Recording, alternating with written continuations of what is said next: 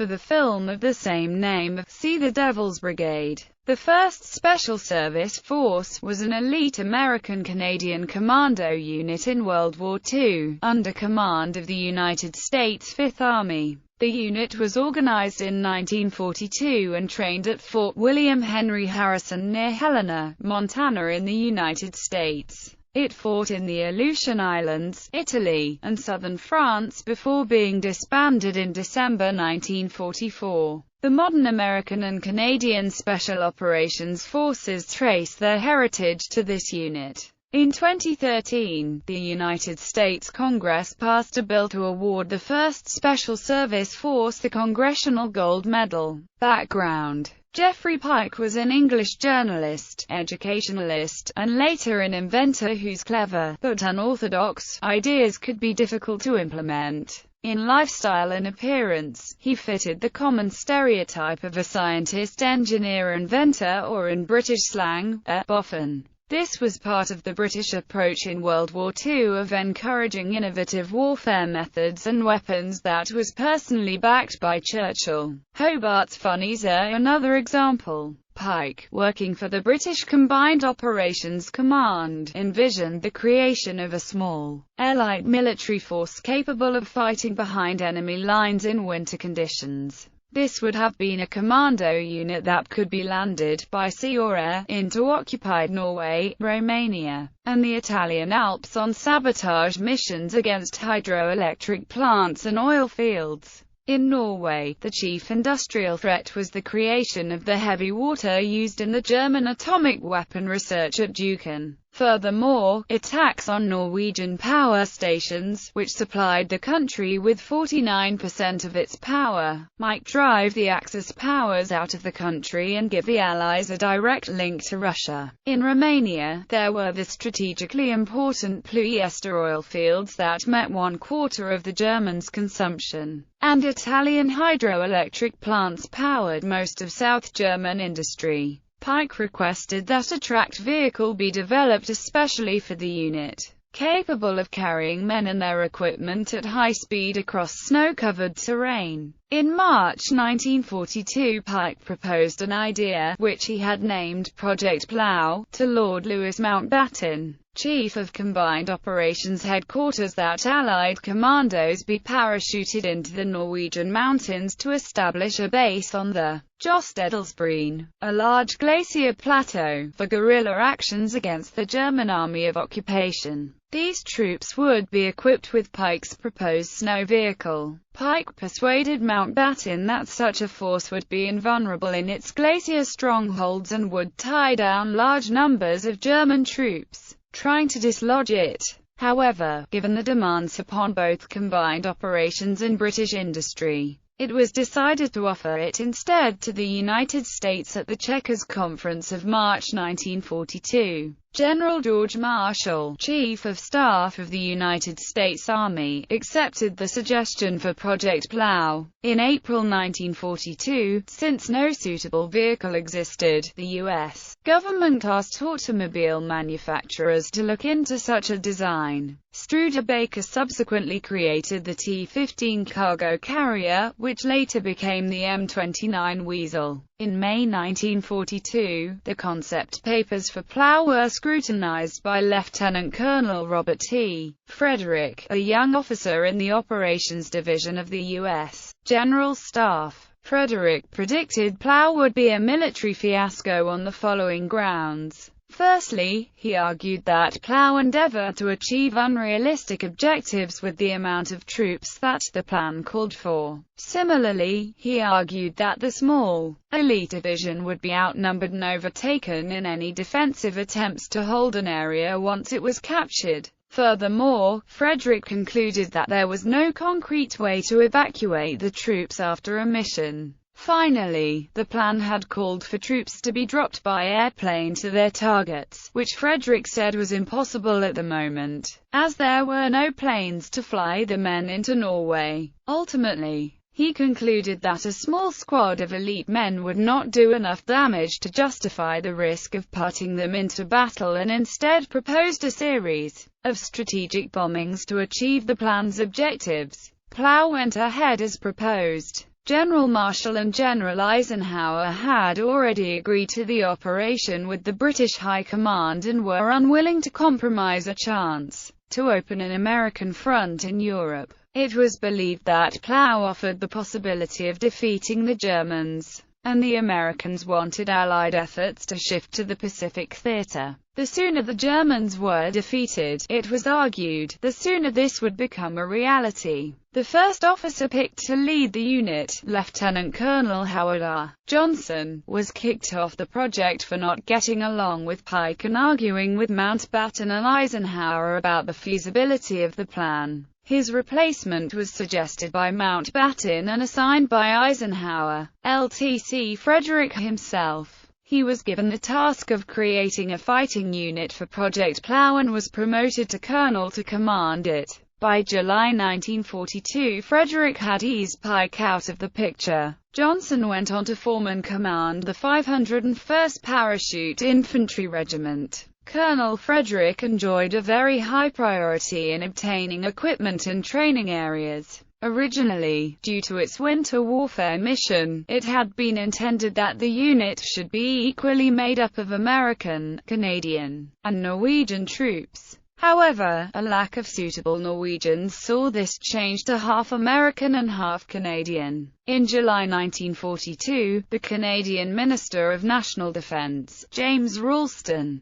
approved the assignment of 697 officers and enlisted men for the project under the initial disguise that they were forming the 1st Canadian Parachute Battalion. Shortly after, due to the decision to raise a parachute school in Canada under the 1CPEB designation, the Canadian Volunteers served under the unofficial designation of 2nd Canadian Parachute Battalion. This was in name only. The 2CPEB did not legally exist. They would be paid by the Canadian government but be supplied with uniforms, equipment, food, shelter and travel expenses by the U.S., but nevertheless remained subject to their own Army's code of discipline. It was agreed that a Canadian would serve as second in command of the force and that half of the officers and one-third of the enlisted men would be Canadian. However, after Lieutenant Colonel McQueen broke his leg during parachute training, the highest-ranking Canadian in the force was Lieutenant Colonel Don Williamson, who commanded the 2nd Regiment. The U.S. volunteers for the force consisted initially of officers from Forts Beaver and Benning. Letters of recruitment were posted to all Army units in the Southwest and on the Pacific Coast.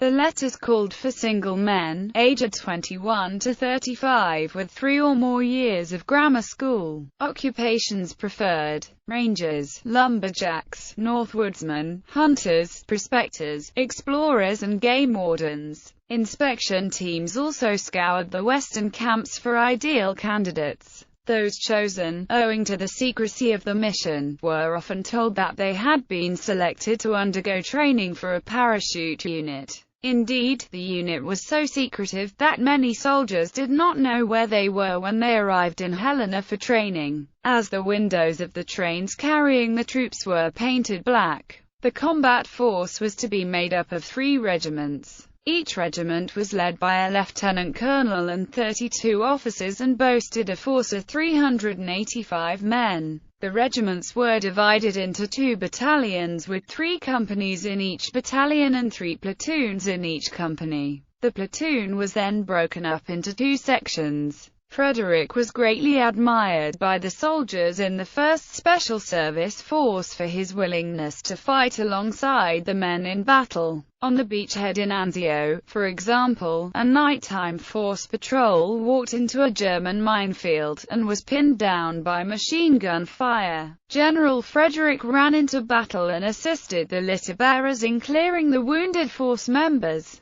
Training and equipment. Since the unit needed to be trained quickly, the soldiers began parachuting within 48 hours of their arrival in Helena, Montana. The camp had no training towers and preliminary flights were not carried out, so for many this was their first experience at jumping. This training was completed before any other because it was believed that if all the soldiers earned their jumping badges simultaneously, a sense of camaraderie would develop within the camp. The men were on a strict and physically demanding three-phase training schedule. 1. From August to October. Parachuting, weapons and demolitions usage, small unit tactics and physical training. 2. From October to November. Unit tactics and problem solving. 3. From November to July. Skiing, rock climbing, adaptation to cold climates and operation of the M29 Weasel. The weekly training schedule comprised reveille at 4:30 from Monday to Saturday, followed by breakfast at 6:30.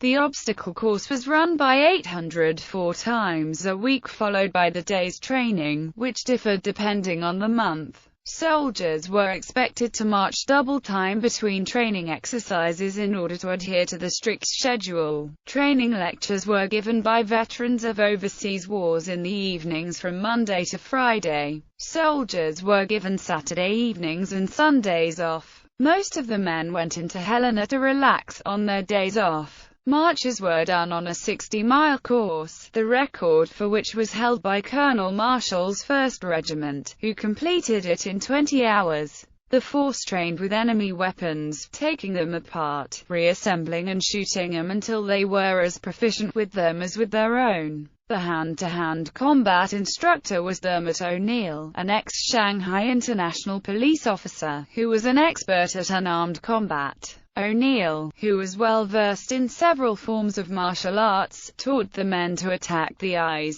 throat, groin and knees. He also taught knife fighting tactics and showed the men how to quick-draw their pistols. The men attacked one another with unsheathed bayonets as part of the training exercises, and injuries were common. Ski training, taught by Norwegian instructors, began in December. The men received lectures and demonstrations on skiing techniques, and most had mastered the basics in 2 weeks. At this point the men were made to ski cross-country in formation from dawn until dusk with all of their equipment until they were up to Norwegian Army standards. As a light infantry unit destined for alpine or winter combat, it was issued various items of non-standard clothing, equipment and rations, including skis, parkas, haversacks and the mountain ration. From the outset, the 1st Special Service Force was armed with a variety of non-standard or limited-issue weapons,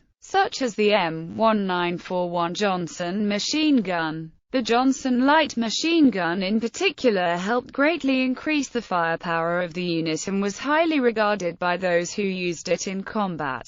Despite a tendency to jam in the field due to fragile magazines and not insignificant recoil, a far inferior weapon to the FG-42 of similar design of the German paratroop units and significantly heavier, it filled a niche as a portable semi-automatic machine gun. Frederick's staff even considered arming the men with blow darts, but it was decided against on the grounds that it may have been considered a war crime. Frederick himself participated in the design of a fighting knife made exclusively for the force called the V-42 combat knife, a derivative of the Fairburn Sykes fighting knife. Name, insignia and uniforms. While carrying out beachhead operations at Anzio, legend has it that a member of the force uncovered the journal of a German lieutenant from the Hermann Göring division. The journal contained the following entry: "The Black Devils are all around us every time we come into the line. We never hear them come." This legend was never verified as fact by any member of the brigade. However, the force was known as the Black Devils and as the Devil's Brigade.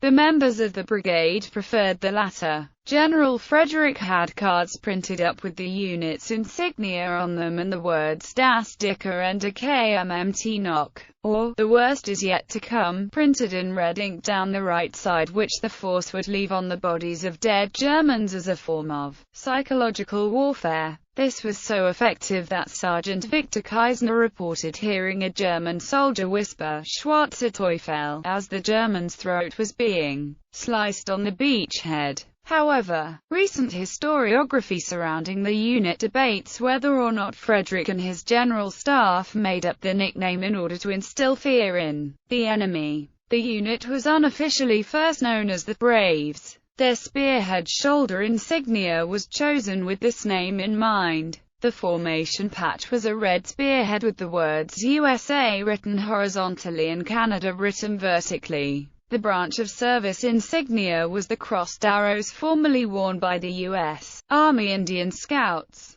The unit wore red, white, and blue piping on the garrison cap and on the breast and oval behind their parachutist wings. Members of the unit also wore a red, white, and blue forager, lanyard, or shoulder cord made out of parachute shroud lines. American members of the force arrived for training in Helena in standard U.S. Army attire, green twill coveralls, some wearing khaki pants and fatigue hats. Others were dressed in trousers and green uniform jackets and wore green caps. Ultimately, however, the American uniforms did not differ widely from one another. The Canadian troops, however, arrived in all different manners of uniform. Some wore kilts, others tartan trousers and others Bermuda shorts. Headgear differed just as widely, depending on where the soldier was from, wedge caps for some, black berets for troops taken from armoured regiments and large khaki tam-o-shanters for soldiers from Scottish regiments. Eventually, it was decided that the uniforms would come from an American supplier and olive drab trousers and blouses were issued.